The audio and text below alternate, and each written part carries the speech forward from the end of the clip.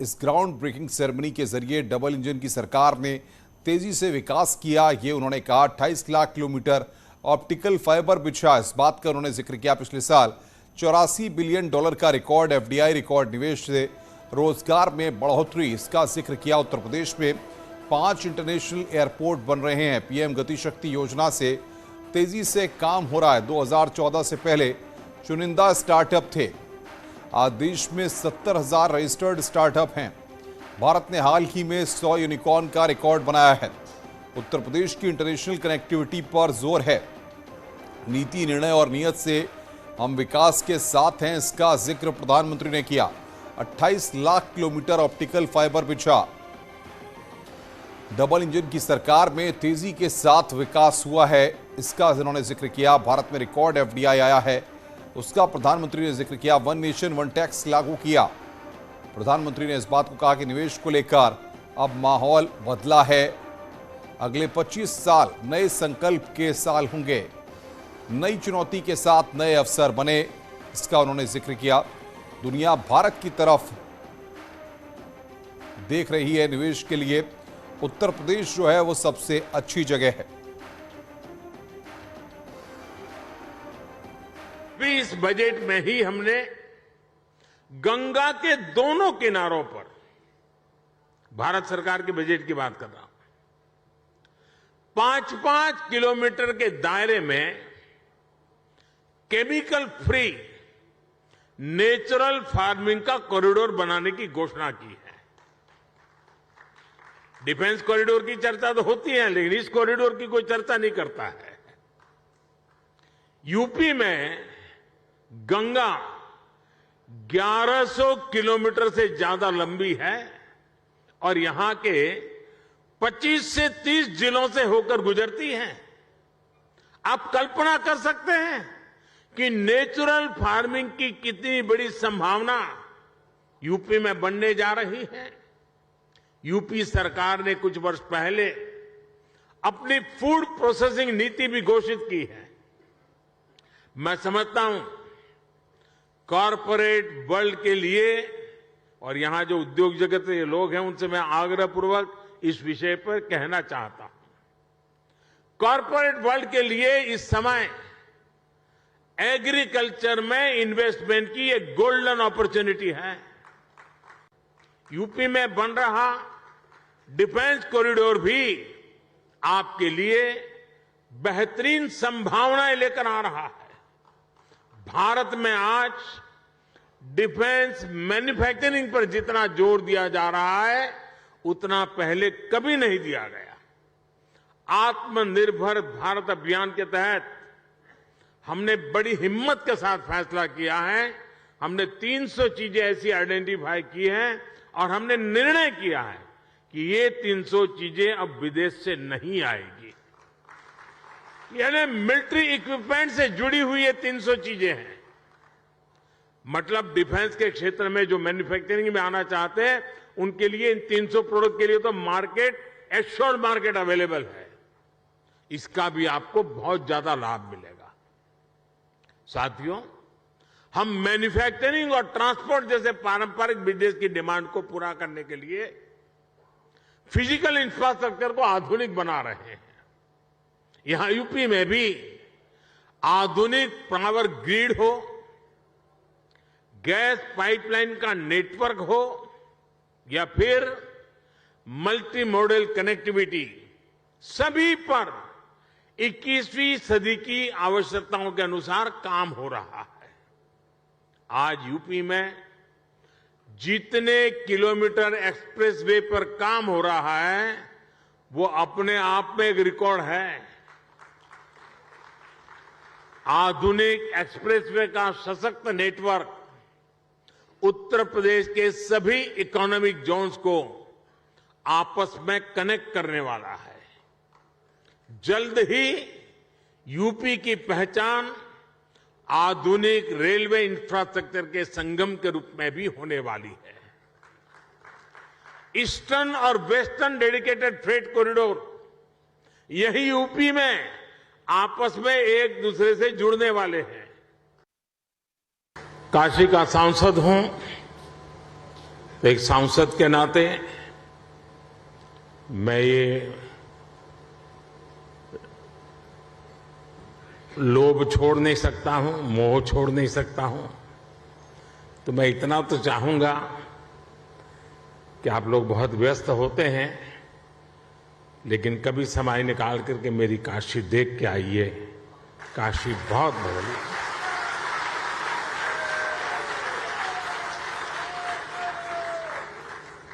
काशी बहुत बदल गई है। विश्व की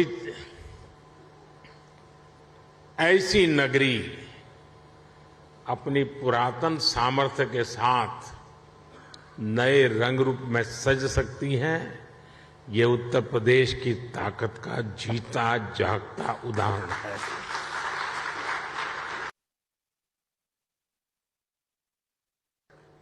जेवर समेत यूपी के 5 इंटरनेशनल एयरपोर्ट यहां की इंटरनेशनल कनेक्टिविटी को और मजबूत करने वाले हैं। ग्रेटर नोएडा का क्षेत्र हो या फिर वाराणसी, यहां 2 multi modal logistic transport hub का निर्माण भी हो रहा है। इंडस्ट्रियल स्ट्रेटेजी के हिसाब से, लॉजिस्टिक के हिसाब से यूपी देश के सबसे आधुनिक इंफ्रास्ट्रक्चर वाले राज्यों में शामिल हो रहा है। यूपी में बढ़ती हुई ये कनेक्टिविटी और बढ़ता हुआ इन्वेस्टमेंट यूपी के युवाओं के लिए अनेक नए अवसर लेकर आ रहा है। साथियों, आधुनिक इंफ्रास्ट्रक्चर के निर्माण में गति आए, इसके लिए हमारी सरकार ने पीएम गति शक्ति नेशनल मास्टर प्लान बनाया है। ये केंद्र सरकार, राज्य सरकार, अलग अलग विभाग, अलग अलग एजेंसियां। और बातचीत करने के लिए राजीव हमारे साथ जुड़ रहे हैं। राजीव, उत्तर प्रदेश में तीसरी ग्राउंड ब्रेकिंग सेरेमनी का उद्घाटन प्रधानमंत्री ने किया और जिस तरीके से निवेशकों को आकर्षित करने के लिए एक बेहतर माहौल देने की बात की है, राजीव क्या अपडेट है वहां से? और राजीव के पास हम चले, लेकिन उससे पहले ऋषभ मणि भी हमारे साथ जुड़ गए। ऋषभ, निवेशकों में किस तरह का उत्साह आप देख रहे हैं पीएम के संबोधन के बाद? देखिए, प्रधानमंत्री के संबोधन सबसे ज्यादा उत्साह बढ़ाने वाला था। जैसे उन्होंने अपने संबोधन में बोला है कि 1 नेशन 1 टैक्स से जीएसटी की बात की है, 1 ग्रिड हो, 1 मोबिलिटी कार्ड हो, 1 रेशन कार्ड हो। तो कुल मिला के उन्होंने समझ किया है कि ये चीज बिल्कुल स्पष्ट कर दी है कि तमाम चीजों को एक प्लेटफॉर्म पे लाया जाएगा ताकि जो निवेशक हैं, जो एंटरप्रेन्योर हैं, उनको किसी भी तरह की कोई दिक्कत ना होने पाए। उन्होंने अपने भाषण की शुरुआत भी इस बात से की थी कि वो खुद काशी से सांसद हैं, उत्तर प्रदेश से आते हैं, और जिस तरह से काशी का विकास किया जा रहा है, तमाम लोगों का उसमें सहयोग मिला है और इसी को हमें कंटिन्यू करना है, इसी को हमको और मजबूत करना है। और 37 साल बाद उत्तर प्रदेश में ऐसा हुआ है कि एक ही कुछ निवेशकों से वहां पर बातचीत हो पाए, कुछ लोगों से बातचीत हो पाए, जरा करिए। प्रधानमंत्री के संबोधन के बाद क्या मानते हैं उत्तर प्रदेश में निवेश को लेकर के किस तरीके का माहौल है? जी जी जी जी जी जी हम बात करेंगे। जो अभी कुछ लोग यहाँ से निकले हुए, सर आप बताएंगे, आपने प्रधानमंत्री मुख्यमंत्री जी का संबोधन सुना होगा, आप प्रधानमंत्री जी मुख्यमंत्री जी के संबोधन को कैसे देखते हैं? बहुत ही शानदार। हमेशा की तरीके से हमारे दोनों ही प्रधानमंत्री जी और मुख्यमंत्री जी जिस प्रकार से लोगों में जोश, एनर्जी भर देते हैं, वो हमेशा अनुकरणीय। उनका जोश, उनका स्वभाव लगातार आप देख रहे हैं प्रदेश किस प्रकार से उन्नति कर रहा है। जैसे आप खुद फ्रेग्रेंस के उद्योग से आते हैं, जैसा पता चलता है उत्तर प्रदेश उसका बड़ा हब है, कन्नौज भी। आप उसके लिए क्या संभावनाएं देखते हैं? मैं सोचता हूँ उसके अंदर बहुत ज्यादा संभावना है। मैं खुद व्यापार करता हूँ, इसी फ्रेग्रेंस का ही काम है मेरा। तो बिल्कुल ऋषभ, हम आएंगे आपके पास, कुछ और लोगों से आप बातचीत करेंगे। और राजीव भी हमारे साथ है, राजीव के साथ कुछ लोग हैं। राजीव, पीएम के संबोधन के बाद कितना उत्साह दिखाई दे रहा है लोगों में? आशीर्वाद लगातार उत्तर प्रदेश को दे रहे हैं। उन्होंने यहाँ पर आकर हम सबको आशीर्वाद। इस वक्त हमारे साथ योगी सरकार के सहकारिता मंत्री जेपीएस राठौर जी मौजूद है, जिससे हम बात करेंगे। सर, एक बड़ी ग्राउंड ब्रेकिंग सेरेमनी का आयोजन हुआ है, क्या कहेंगे? ऐसा कि माननीय प्रधानमंत्री नरेंद्र मोदी जी ने आकर हम सबको आशीर्वाद दिया है। उन्होंने जिस तरीके से पिछले समय में मार्गदर्शन माननीय योगी आदित्यनाथ जी की सरकार किया है, और जिस तरीके से अपने अनुभवों को साझा करने का काम किया है, अभी पिछले दिनों मंत्रियों के साथ बैठकर जो अनुभव उन्होंने बताए हैं, निश्चित रूप से उनके अनुभव, उनका मार्गदर्शन हम सब लोगों के लिए प्रेरणादायी ही नहीं बल्कि आगे बढ़ने के लिए बहुत हौसला भी बढ़ाता है और उद्योग भी बढ़ेगा और रोजगार बढ़ेंगे। उत्तर प्रदेश देश में नंबर 1 का राज्य बनकर रहेगा।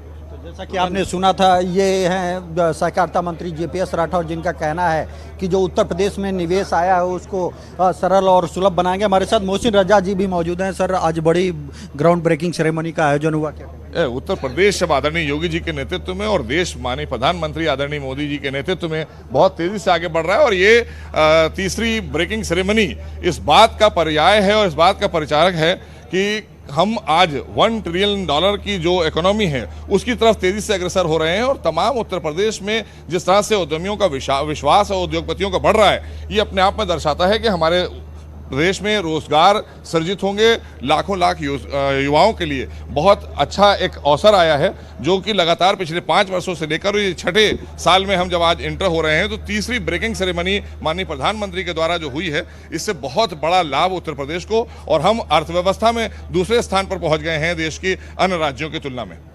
कि आपने सुना, यही खुद प्रधानमंत्री नरेंद्र मोदी और तमाम उद्योगपतियों ने इस ग्राउंड ब्रेकिंग सेरेमनी के दौरान कहा कि उनके जो काम थे, जो प्रोजेक्ट थे, वो डे बाय डे, चाहे 1 मंथ में एनओसी बिल्कुल बिल्कुल राजीव, मैं पहले शायद संभव नहीं था, लेकिन अब उनके साथ भी कुछ लोग हैं।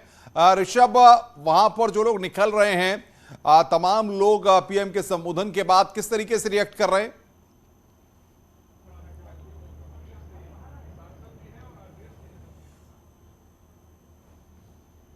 ऋषभ, आपको मेरी आवाज मिल रही है?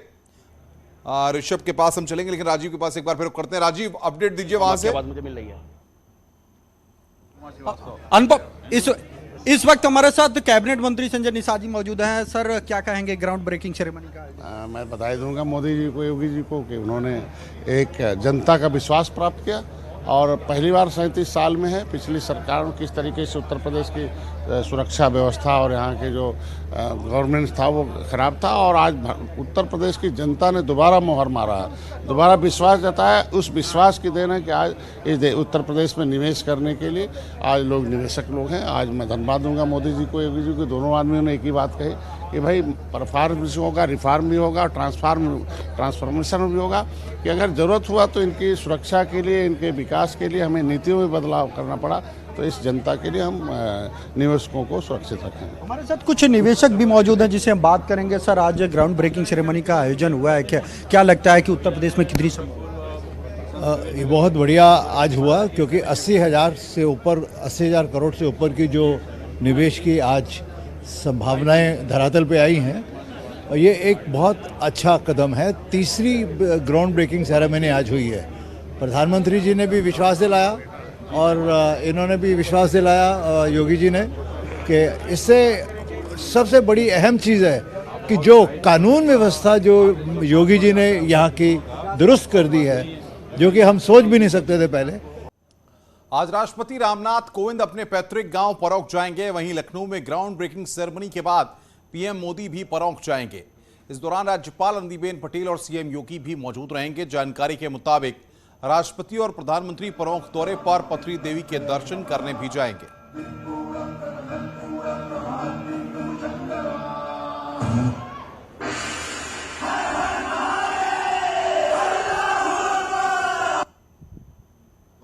तो राष्ट्रपति रामनाथ कोविंद, आपको बता दें कि परौख जाएंगे, इसकी जानकारी हम आपको दे रहे हैं। थोड़ी देर में राष्ट्रपति वहां पर पहुंचेंगे। पीएम भी, आपको बता दें कि राष्ट्रपति के गांव जाएंगे। सीएम योगी भी वहां पर मौजूद रहेंगे। तो राष्ट्रपति का ये कानपुर का दौरा है। राज्यपाल आनंदीबेन पटेल भी वहां पर मौजूद रहेंगी। पथरी देवी मंदिर में पूजा का कार्यक्रम वहां पर है। पूजा अर्चना भी वहां पर की जाएगी और परौख में राष्ट्रपति पहुंचेंगे। अपने पैतृक गांव में राष्ट्रपति पहुंचेंगे और प्रधानमंत्री मोदी भी परौख पहुंचेंगे। तो पीएम भी, आपको बता दें कि राष्ट्रपति के पैतृक गांव में आज जा रहे हैं। पथरी देवी मंदिर भी वो जाएंगे और वहां पर पूजा करेंगे।